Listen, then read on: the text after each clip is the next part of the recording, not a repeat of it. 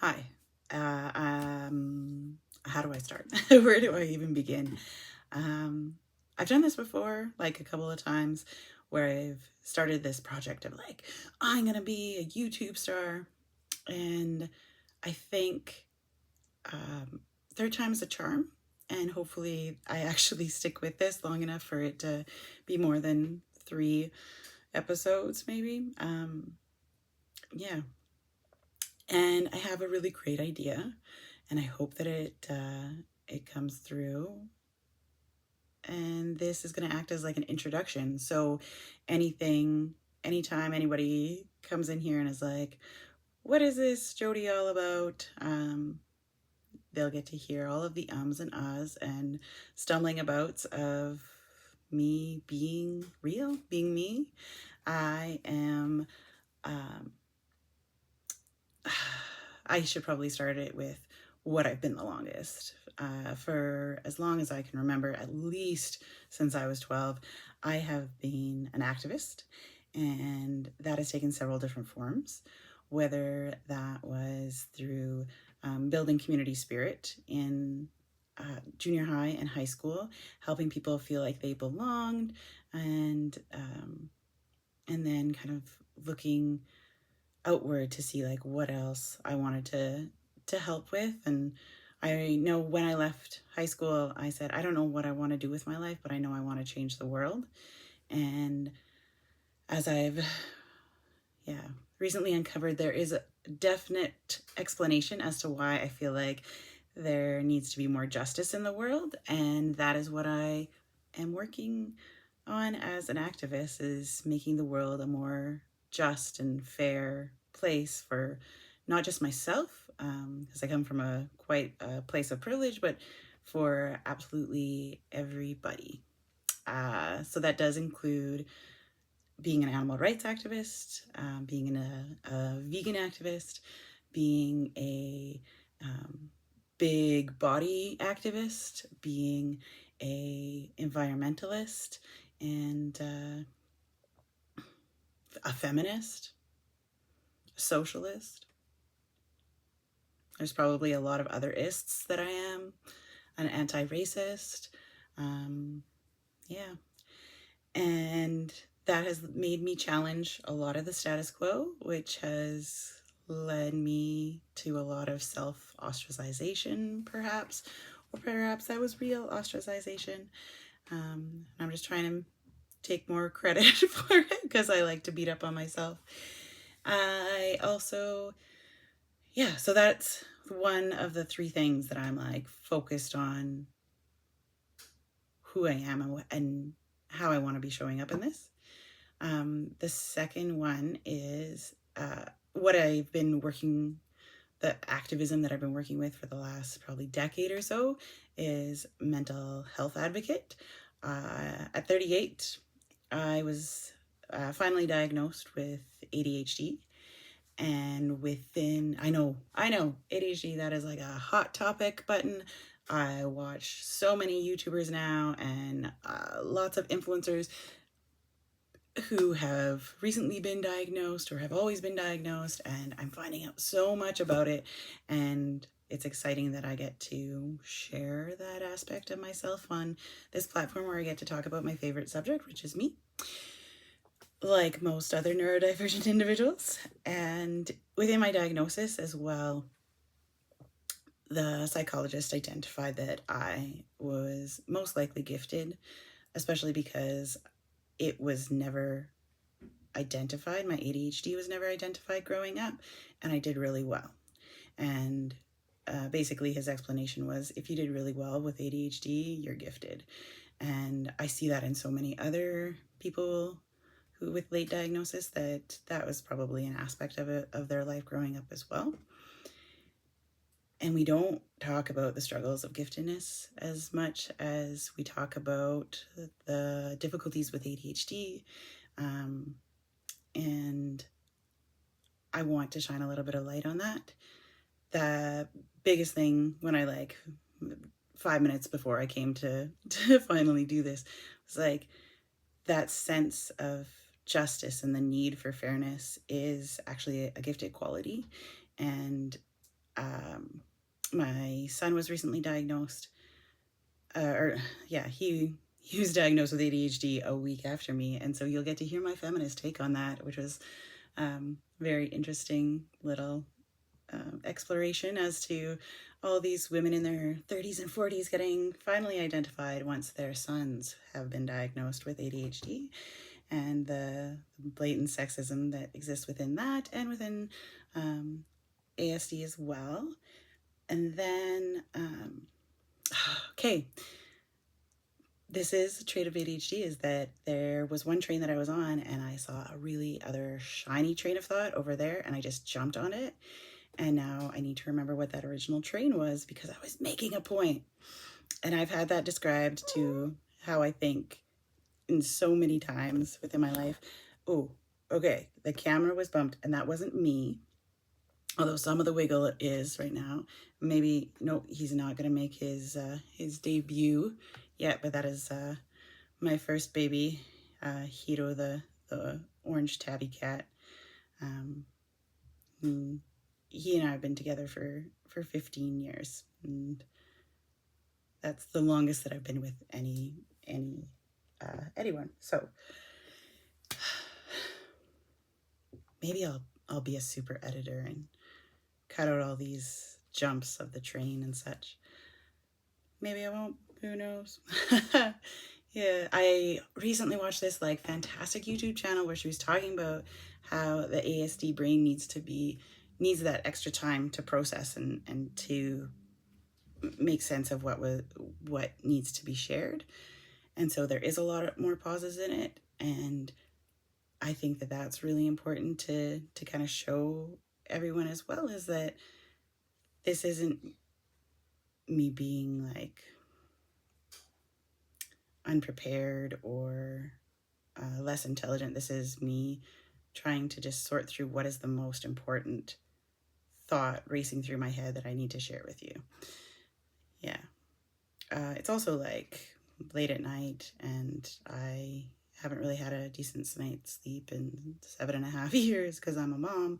And yeah, and I make my me time happen after all the kids are asleep, and so it's 10:30 and I'm finally able to do this.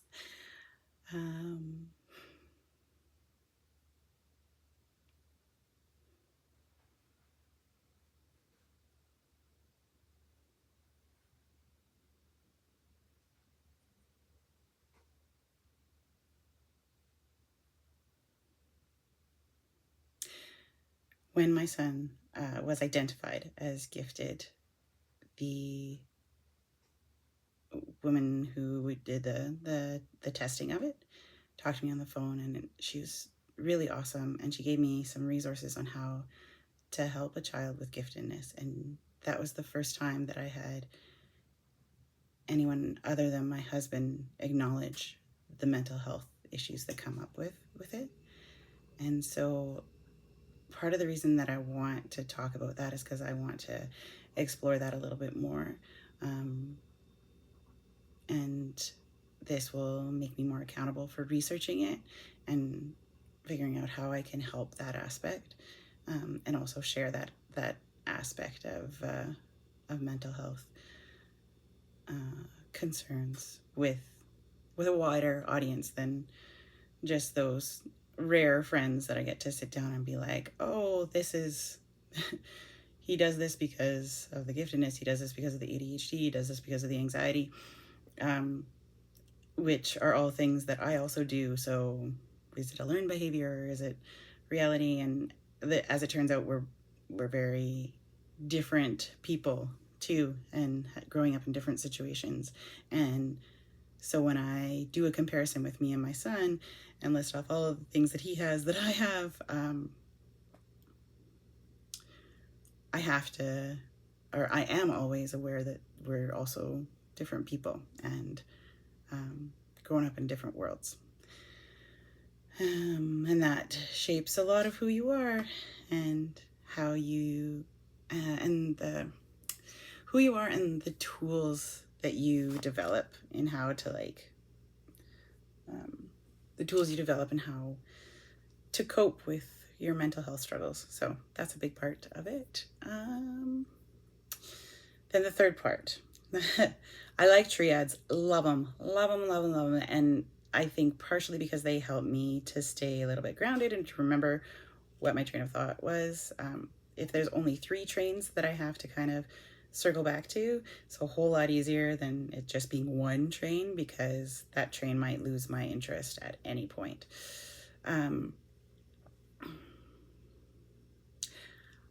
I am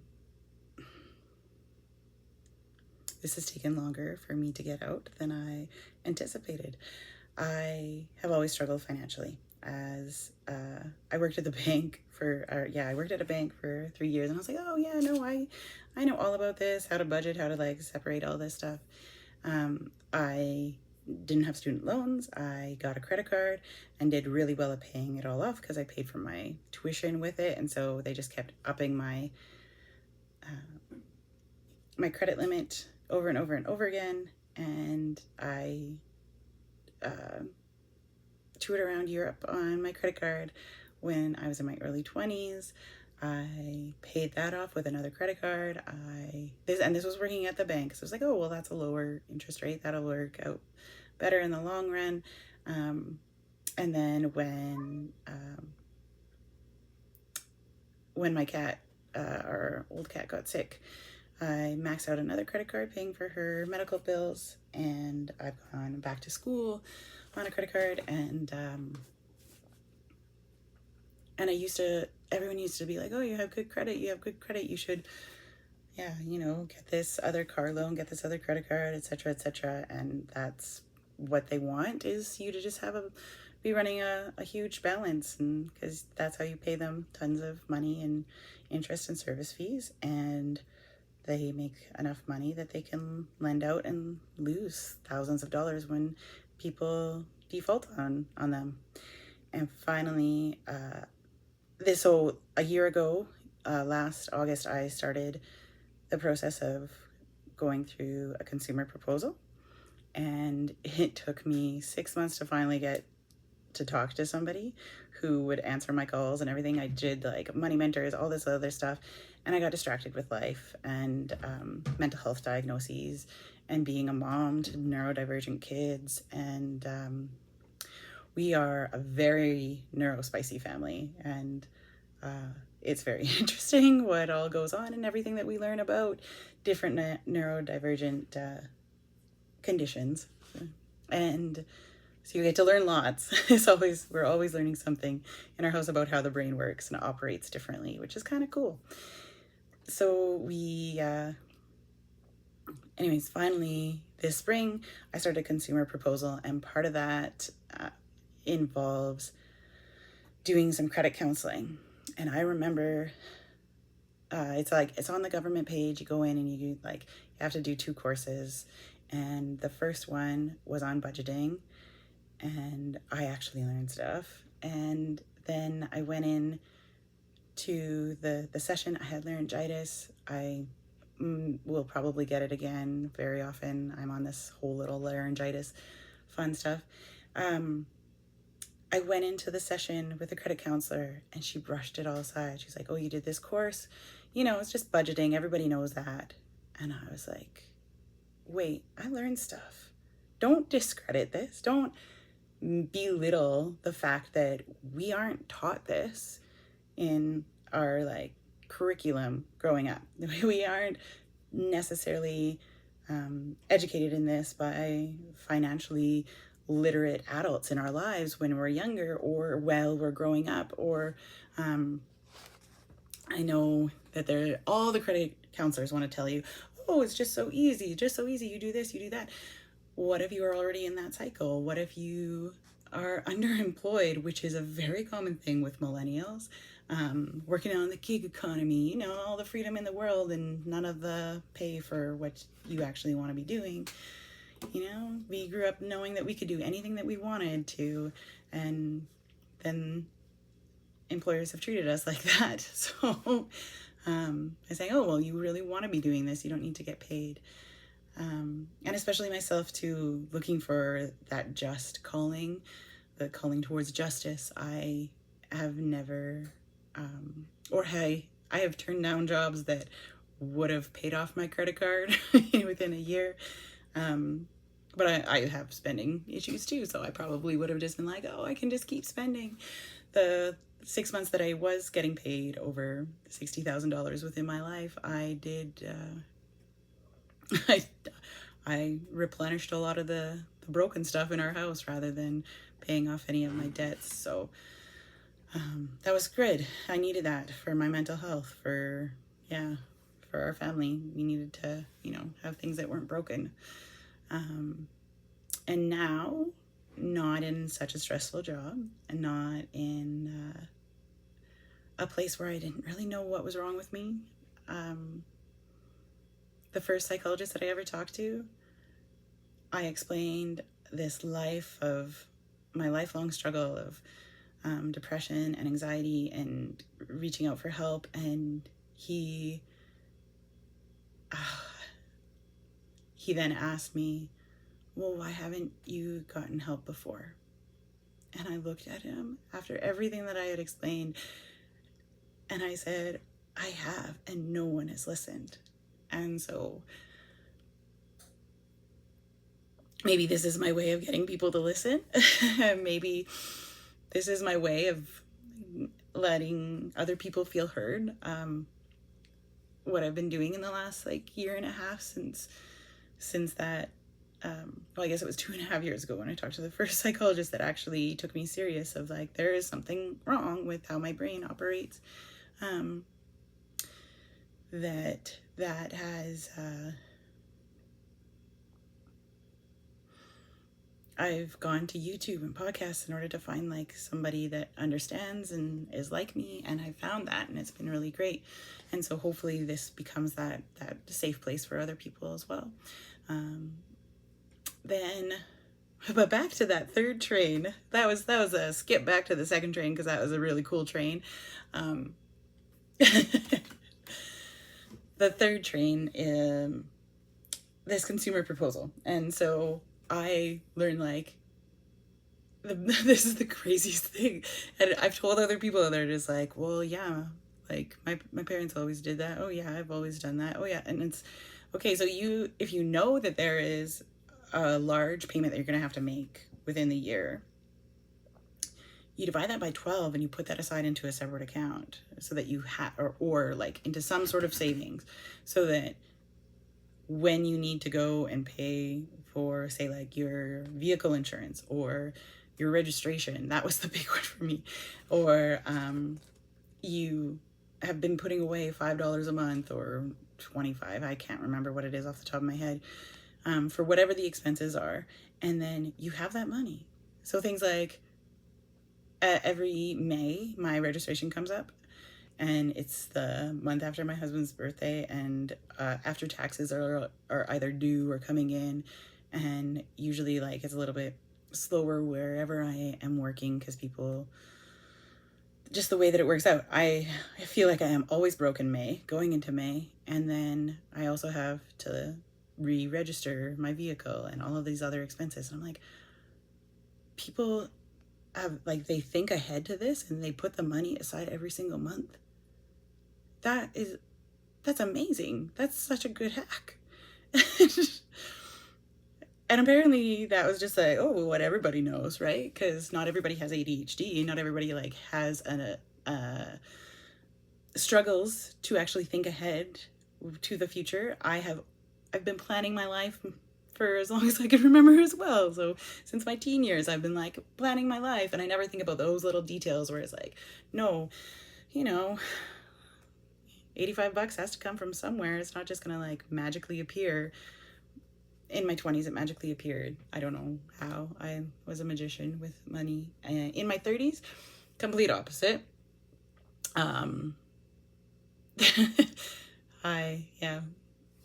sure I'll go into that in more detail, but it's kind of here's, as one colleague of mine, I explained it to him, and he goes, oh, so it's just fate said, you've been so lucky. Here, hold my beer. And I'm yeah, that's it's pretty much been my 30s of Oh, you think you're so lucky? Here you go. Let's show you the other side of that coin.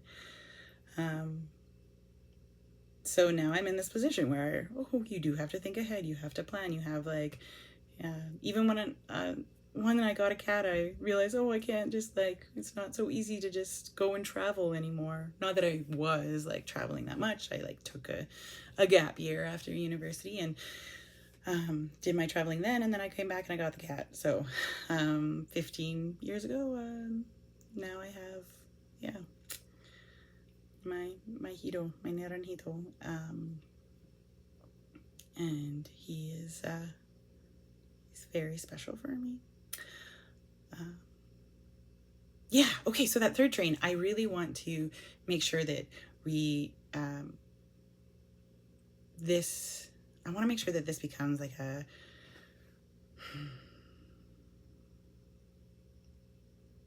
accountability for me actually budgeting and actually tracking my money and actually making like progress towards not being constantly in debt. I have a consumer proposal, which when that's paid off, I will have like cleared all of my debt and be starting on my credit rating, however important that seems to be in the world. I don't know. I think like integrity and, you know, being a good person are a little bit more important than how well you can manage money. But, you know, yeah, neo-capitalist endeavors and such tend to tell us that that is a little bit more important. But that's me coming to terms with that and trying to figure out, you know, maybe there's a different way. As yeah, I listen to a lot of podcasts, a variety of podcasts and other YouTube channels, and I'm like, oh, that's a really interesting idea, and that relates to this and that, and that's the beauty of an ADHD brain is that we make fantastic connections, and a gifted brain too. We're running really fast. It's a Ferrari with bicycle brakes. That can jump over cliffs sometimes and leave the other trains behind. That's lots of fun. Yeah, so in summary, I am an activist. I'm going to share the different things that I'm passionate about and ways that I want to change the world just by voicing my opinion sometimes through my actions, more often than not through my actions. Even if they are little tiny ones, I know that they have an impact. I have beautiful stories of butterfly effects that I want to share with you and how sometimes even just smiling at somebody can make an enormous difference in the world. And then the second train is mental health. And I want to talk about not just ADHD and ASD, but also giftedness and kind of shine a light on that, as well as anxiety and depression, because those are all things that I have like personal knowledge of and that I can discover and speak more about through personal stories, because I love anecdotal things. That is my love language of communication. No, not my love language. It's my communication. My form of communication is through anecdotes because I assume that everybody needs to have that evidence and that little story to understand that greater idea. I will never remember details. I studied history in university and people will ask me like, when did that happen? And I'm like, no, you know what? You can find that in an encyclopedia, in a history book. Someone has written it down sometime, somewhere. And in my opinion, the chronology might be important, but the big ideas, you know, like how revolutions happened, how evolutions happened, how political movements were shaped by social changes and vice versa. And yeah, those are the things that I think are really cool and I'm fascinated with and can remember. And the third train is this little piece of debt. And I think I put this all together through several different things. One of them, the like final brick in the wall of why I need to do this came when I was listening to an environmental podcast of environmental influencers, and they said, if you want to share environmentalism with the world, please do it. We need more environmental influencers. You're going to reach different people than us, and we all need to be talking more about the environment. And I realized how specific and exciting my position in the world was. I've always been an activist looking for justice, always been a big woman who has a sense of her own privilege as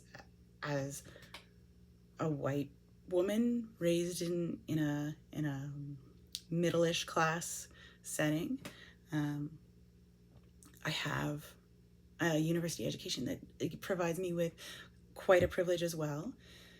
And I have mental health struggles, and I've known that I've had mental health struggles for at least, like, let's say 15 years that I've known for sure there is something wrong here.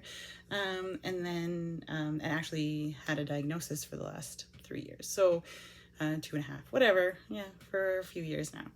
And then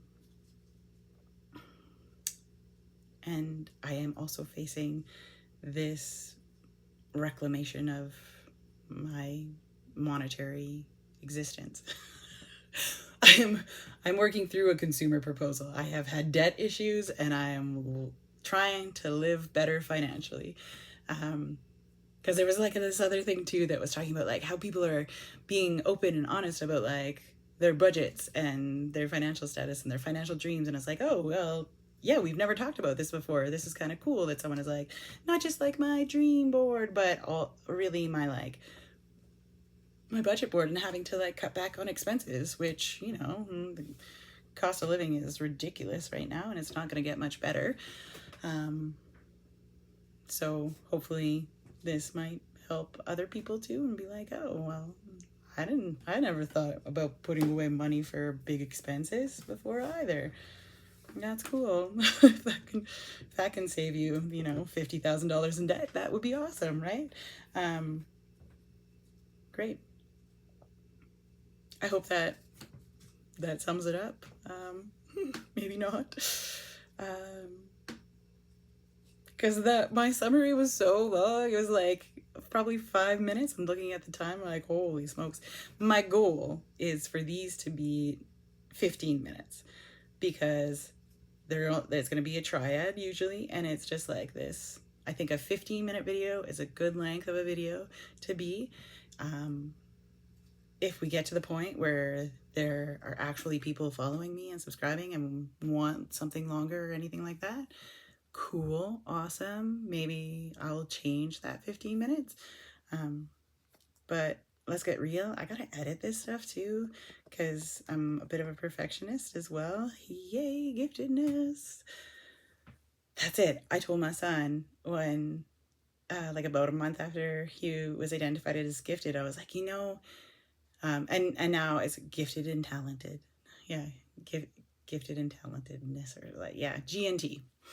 And he said he's struggling with something, and I was like, oh, you know, like, that's a trait of gifted people.